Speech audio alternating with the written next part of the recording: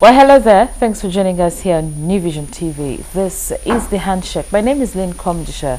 I am joined by Paul Busherizi. Paul, welcome to the show. Thank you.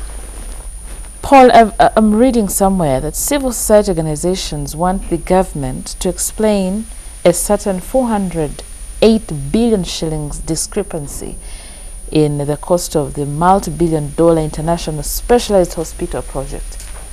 What is this project? So, the way I understand it, government has a plan to build a specialized hospital in Uganda. So this hospital would cater for all those things everyone is flying out to get treated for. Including the government people?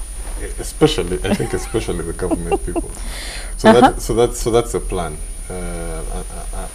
And this, from what I understand, they've already got land in Luboa. And they have people, the contractors, ready to build a hospital. There was a groundbreaking sometime. Yes, there was a groundbreaking maybe about 2 years ago. And they have the contractor ready to go, and then they have the operator of this hospital also ready to go.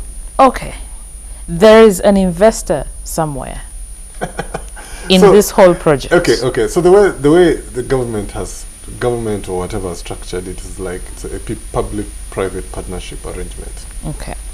Government is going to provide the hospital.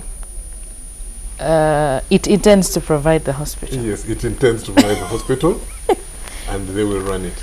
But there's no hospital as it stands. Yes. So, government, the arrangement is that you build the hospital. The investor builds. Yes. And but it's ours. Yes, I understand. So the investor is just here to build. There are two. The builder is a contractor. Yes. So what is the investor will take over the hospital when it is built and run it for a period of time and hand it back to government.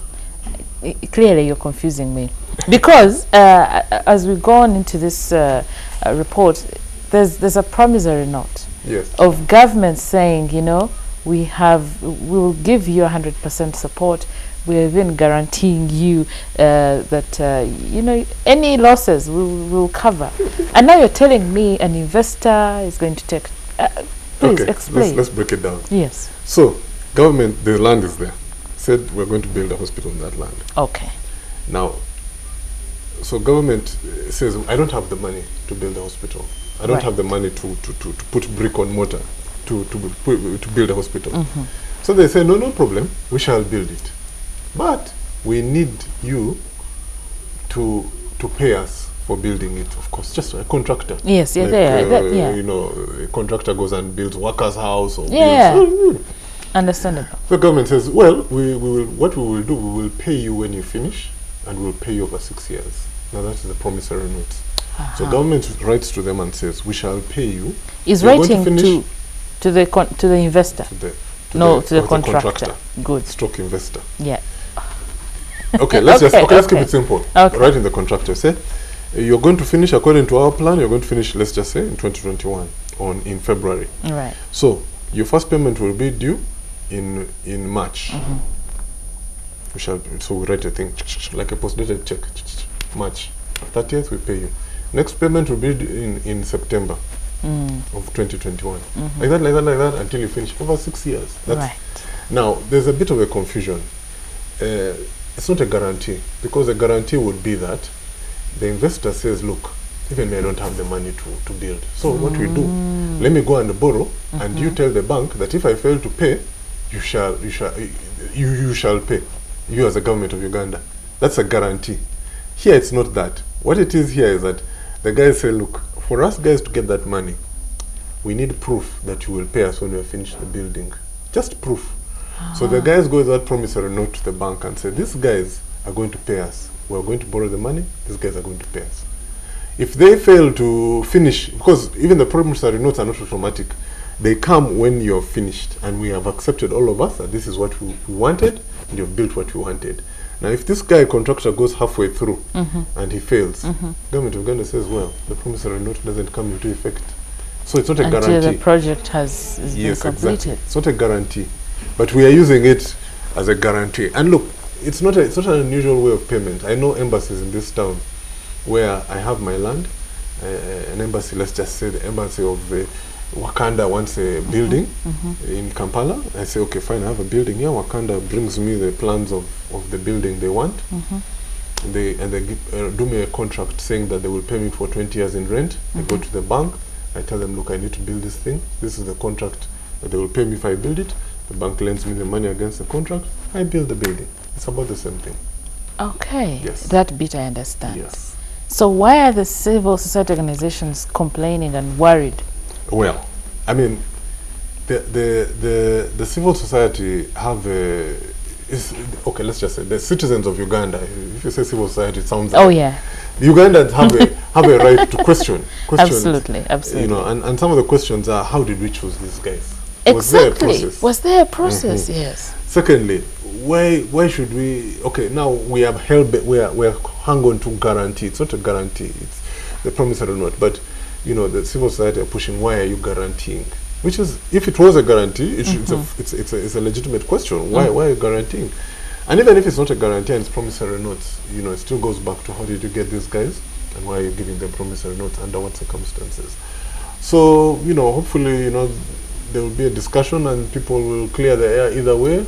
And because the truth is, a hospital is needed.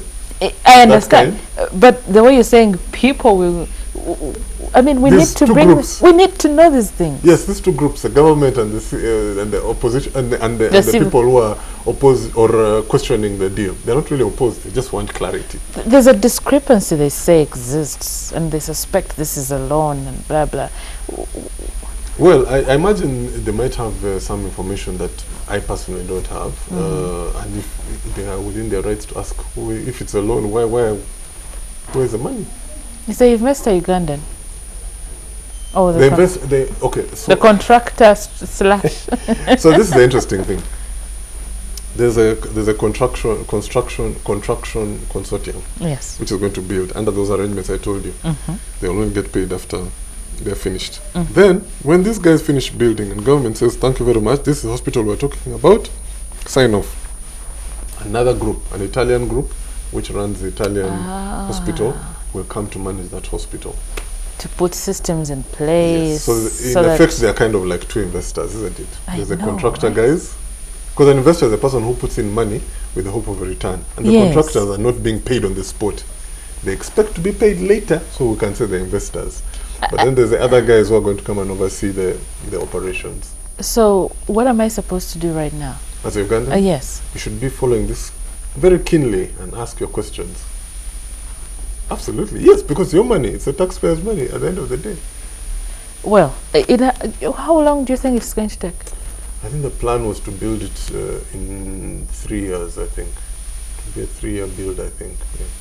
But are we not in trouble for supporting an investor wholly, and then not supporting him wholly? Yes, we are 100%. That hospital is ours. It's not theirs.